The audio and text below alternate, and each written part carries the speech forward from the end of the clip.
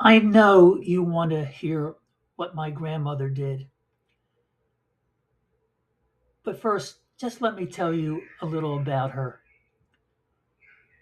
My grandmother grew up in a small town in Ukraine. Her father was a rabbi, and for some reason, I don't know anything about her mother or even if she had siblings. I do know that her family made wine and that she had scars on her fingers from small cuts as she peeled the grapes. At least that's what she told me. She also had some sort of dislocation or something in her right thumb. And by moving the thumb in a certain way, she was able to make a cracking sound, loud enough that you could hear it. As a child, I would sit on her lap and she would talk to me and then say, "Hey, let me see your nose. I think it needs to be cracked." And she would then gently place her thumb by my nose and then make that cracking sound. I thought she was making my nose crack, and it was delightful. I loved it. Anyway, in 1907, my grandmother, at the age of 20 years, married my grandfather, and he was 12 years older than her. My grandmother gave birth to my mother a year later, and shortly after that, my grandfather returned to Philadelphia, Pennsylvania, where he prepared for the later arrival of my grandmother and my mother.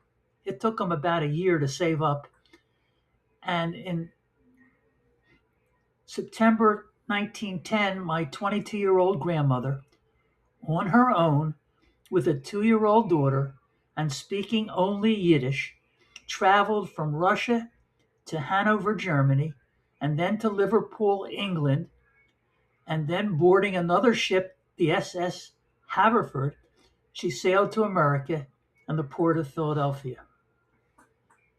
I can't imagine what a trip like that was for her and her child.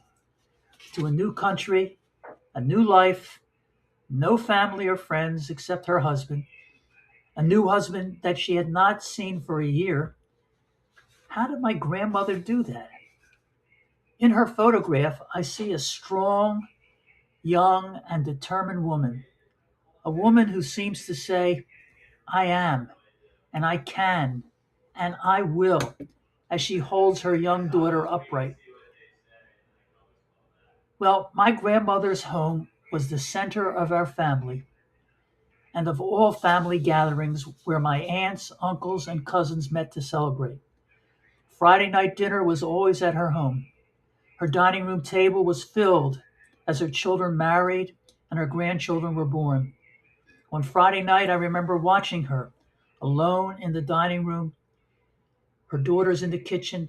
She would light the Sabbath candles, and then, with her hands circling, she would gather that light and bring it into her closed eyes while saying the blessing over the candles, and most certainly adding her own prayers for her family.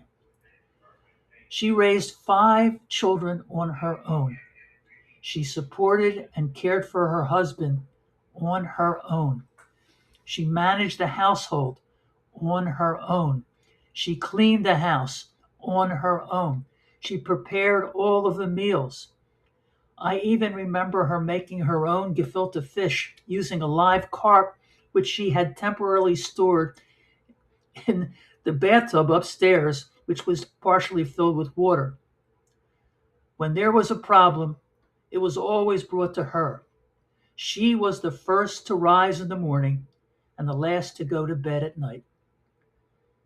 That is what my grandmother did, and more.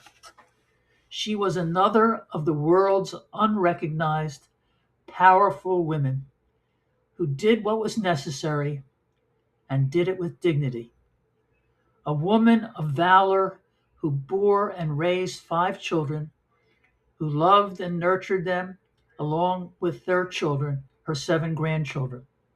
She was not a professional or a businesswoman, but she was a mother and a grandmother of 3 doctors, 1 lawyer, and 2 successful businessmen. My grandmother, was the icon in the song "I Am Woman." Yes, she was wise, but it was wisdom born of pain. Yes, she paid the price, but look how much she gained. If she had to, she could do anything. She was strong. She was invincible. She was woman. That was my grandmother. And her strength, her wisdom, and her love nurtured her family.